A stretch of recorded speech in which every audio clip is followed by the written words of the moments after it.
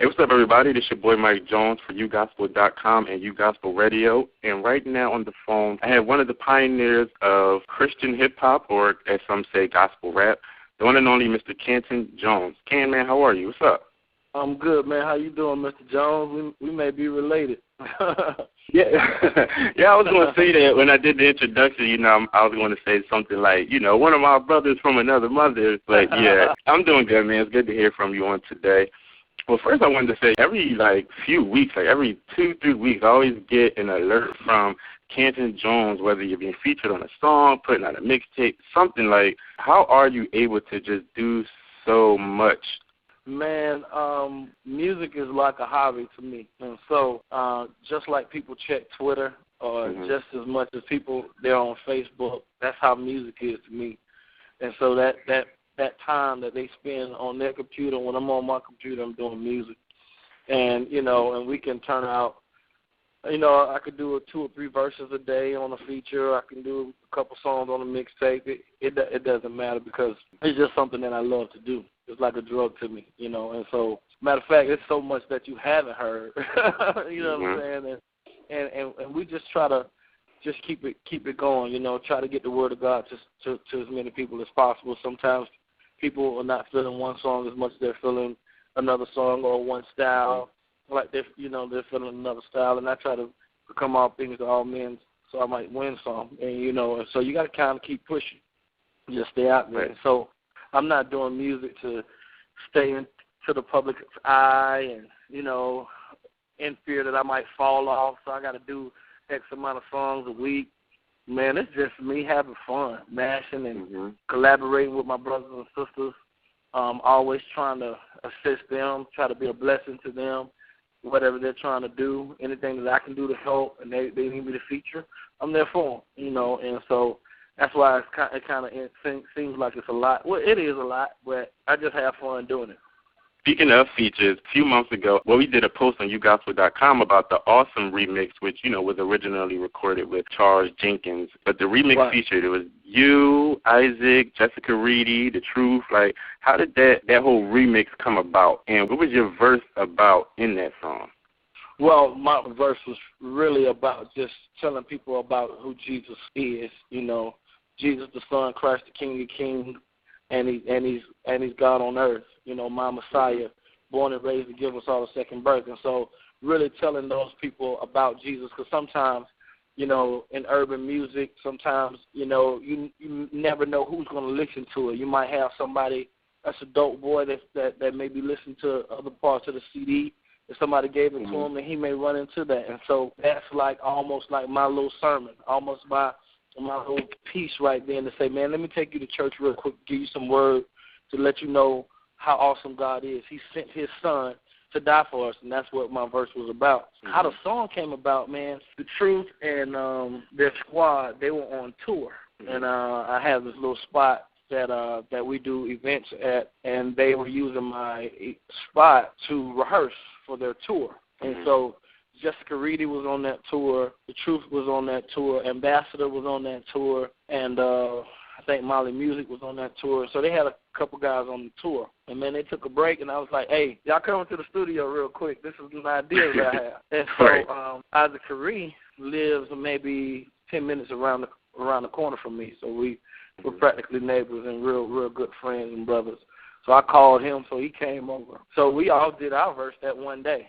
Jessica Reedy, The Truth, me, and Isaac, we all knocked our verses out. And then, of course, I just took, Pastor Charles Jenkins is a great friend of mine, too. My sister and my brother-in-law, they're actually his chief of staff. And so I got a great relationship with him also. I'm usually at his church 3 or 4 times a year. And so it worked. It worked out really well. I took his acapellas and kind of just did my thing with him and produced the record out, and it turned out to be a beast. We love it. We really do love it. So I definitely am a fan of the song and the powerhouse collaboration that you guys put together. I also want to talk about the song that you guys cut for the Cocoa Brother Project, All Day. How did that song come about, or how did you guys knock that song out?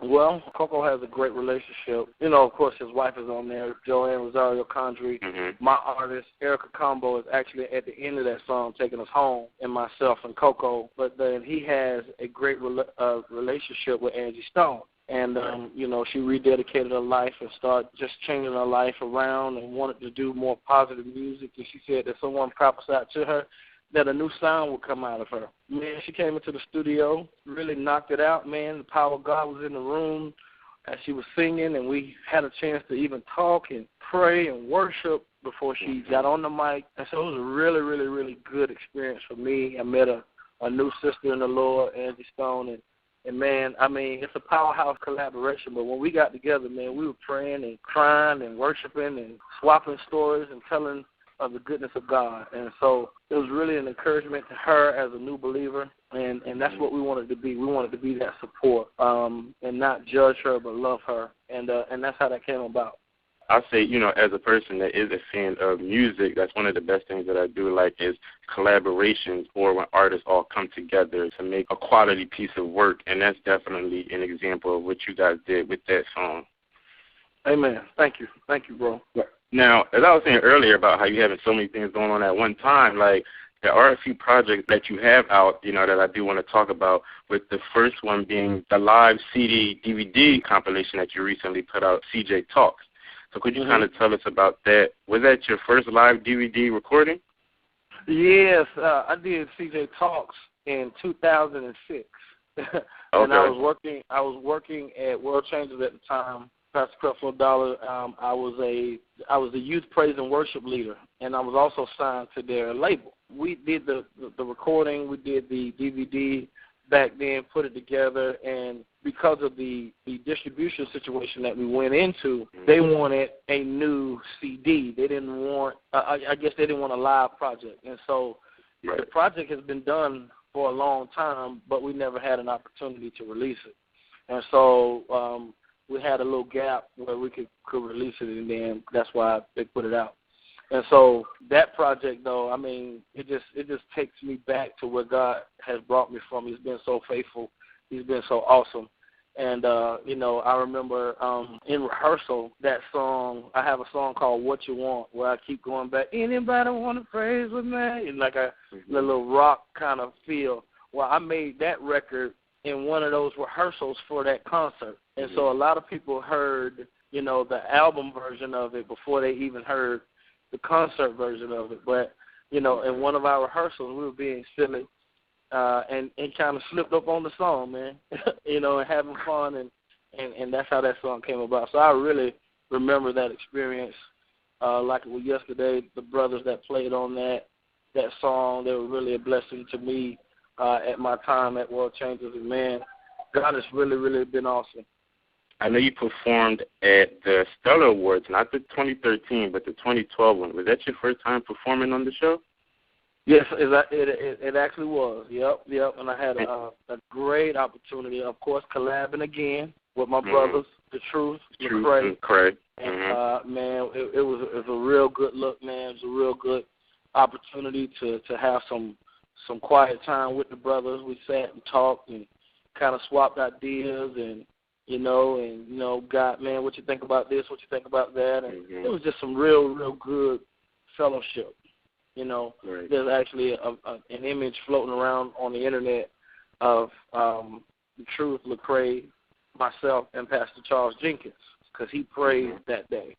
And so for him to come this year to win, I think he won Best Album of the Year or something real huge at Stellars this year, is just real big of how close knit all of our, you know, we didn't do Awesome at that time, but me, The Truth, and Pastor Charles Jenkins is on that picture. You know what I'm saying? We didn't even know that we would do it at that time, but it's just a testament to know that brothers are standing together, and my heart is really to collab because this is the body of Christ, and we gotta really use each other's gifts and talents. And just help each other. And that was my goal with all of these projects, man, to work with other people, to spread the love of Jesus with other people. You know, your people may not have ever heard you my people may not have heard you, and vice versa. And, you know, let's increase fan bases. Let's spread the love of Jesus Christ as much as we can. You know, with you three guys performing together at that Stellar Awards performance, and then with more recognition being brought to your genre of music by even LeCrae's win at the Grammys for the Best Gospel Album, you know, being as though he is a Christian hip-hop artist, how does that make you feel about the current state of Christian hip-hop or gospel rap? Man, I feel real confident about it. I feel real good about it. I feel like the gatekeepers, if you will, are being more open to exposing it to their students, you know, because the kids are going to hear it anyway, but you might as well give them the Jesus version instead of hearing the other version. And so one thing that my dad gave me, he gave me rap and hip-hop when I was younger. You know, he gave me Christian rap. He gave me that stuff. Now, I listen to it a lot. I used to sleep listening to it, Gospel Gangsters and A1 Swift and all these other Christian artists as far as rap. But I also loved Commission and the Winans and the singing also. So, you know, I was exposed at a young age, and I think what these wins and just the exposure, what it's doing is just letting people know that, you know what, the devil doesn't own anything, but everything good comes from God. And so the enemy can maybe take it and pervert it, but God he's the creator. He's the only creator. And so music, I just don't like when people say, man, that's the devil's music. You can't give the devil any ownership of anything because God owns it all. Now, what you choose to do with it is on you, but God gave you that gift. He gave you the gift to produce. He gave you the gift to sing. He gave you the gift to rap. He gave you the gift to write, perform. And so it doesn't matter what people say. It's up to you to use that gift. Because it's crazy to say that, hey, man, you can rap, so I guess you got to rap for the devil. You know what I'm saying? Right. It doesn't make any sense. And so you can use your gifts for God. And so that's what these platforms are allowing us to do, just preach more Jesus to the people. Yep, and it's funny that you say that because one of the defenses I heard of Christian hip-hop, I think The Truth said it during this year's Stellar Awards, one of the press conferences where he said, you know, you guys have the same message as, you know, you were saying Commissioned and the Marvin Sapp's and Yolanda Adams and stuff. Like, you guys have the same message, but it's wrapped in a different package. So, you know, your music is going to maybe cater to someone else who isn't really into singing, but they'll hear it through the rap. Do you kind of agree with that, whereas the same message, but it's just wrapped in a different package for, you know, everybody else? Like, the more the merrier. I mean, it is. I mean, even different gospel artists bring something different to the table, you know, and I think what we've done for years is trying to convince people who already like what they like to like something else. And I say this, by the time you're 18, 19, you've been raised on a sound that you like, right? You know, and you're not going to really, you know, you might hear some different artists, but you know that, okay, if you a person that like R&B, you grew up on certain sound, that's the sound that you're going to like. If you grew up on rap, that's the sound that you're going to like. If you grew up on country, that's the sound that you're going to like. So I'm not going to try to convince somebody that likes country to like rap. I'm not going to do that. Right. You know what I'm saying? Right. I'm not going to disrespect their country.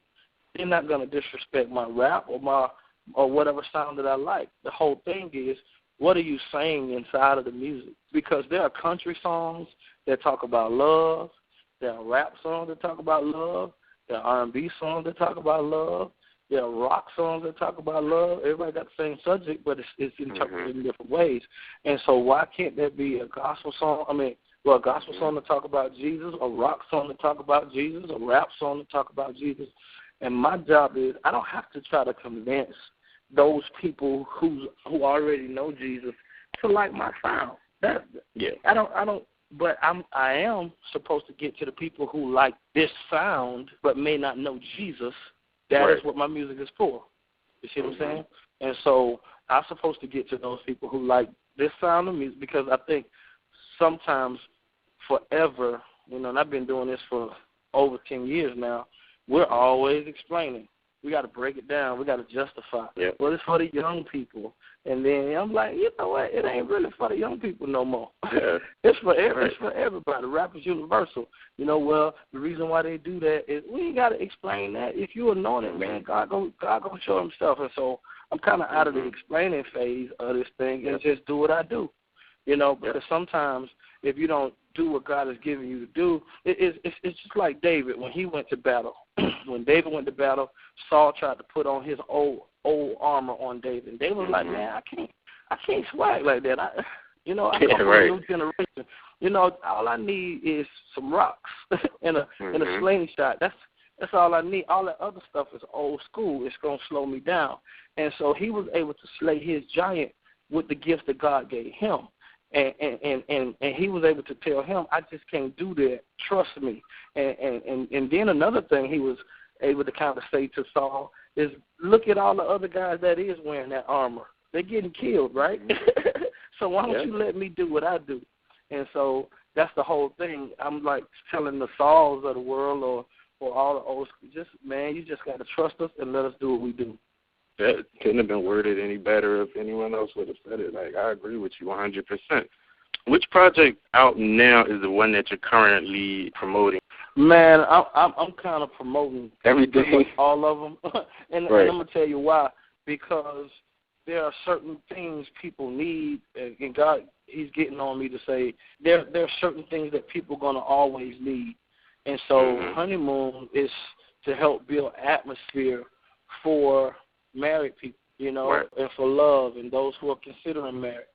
Well, that's music to help that atmosphere.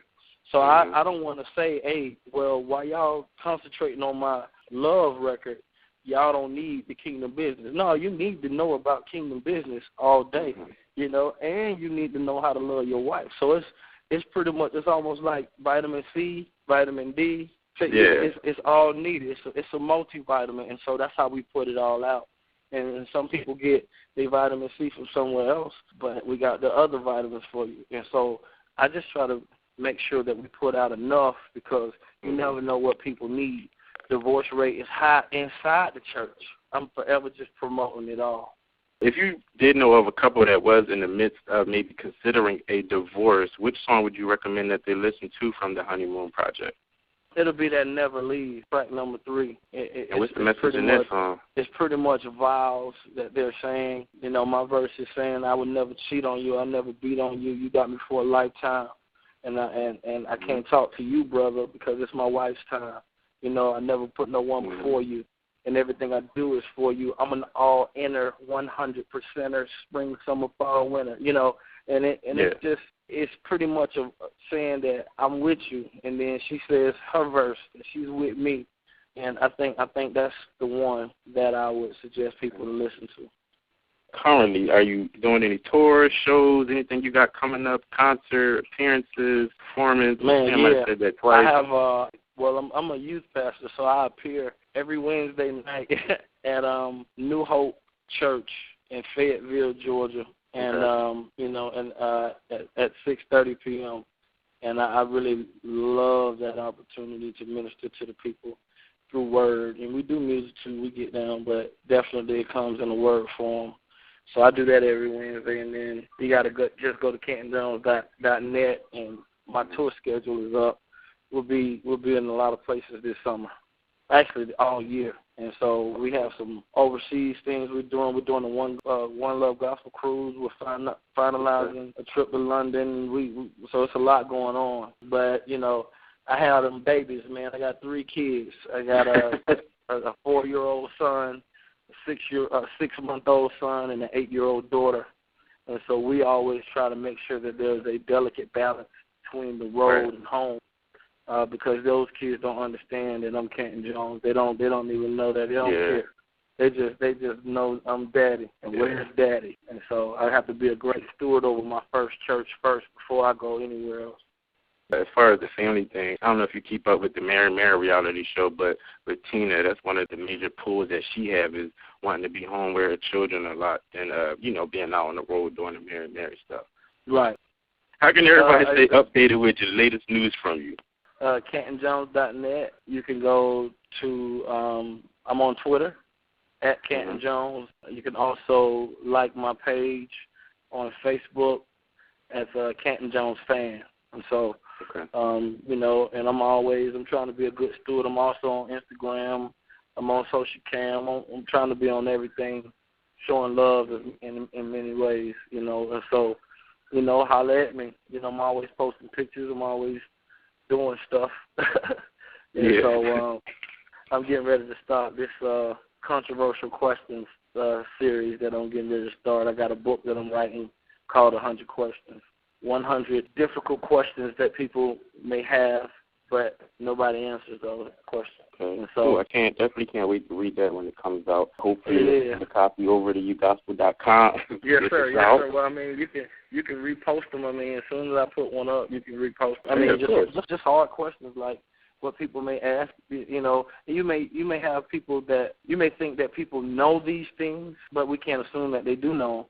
And so we're going to ask them and maybe just post a little scripture that we feel that you can find the answer. You know, stuff like why can't I drink, or you know, why can't I have sex before marriage, or what's wrong with you know, if I have an abortion, what happens to the baby? You know, why can't I have an abortion? You know, stuff like that. You know, if I really need something, why can't I take it? You know, and you got kids that may not have a mentor or may not have a dad or mom or Sunday school or grandma, that they need to it needs to be broken down to them with simplicity and understanding. Yeah, I definitely see that's something that will provide guidance to a lot of people who need answers to those questions that people just generally don't know. I want to thank you for taking the time out to do this interview with us today. This is Mr. Canton Jones with uGospel. Yes, like I said, it was a pleasure, man. Hopefully we'll speak to you again soon.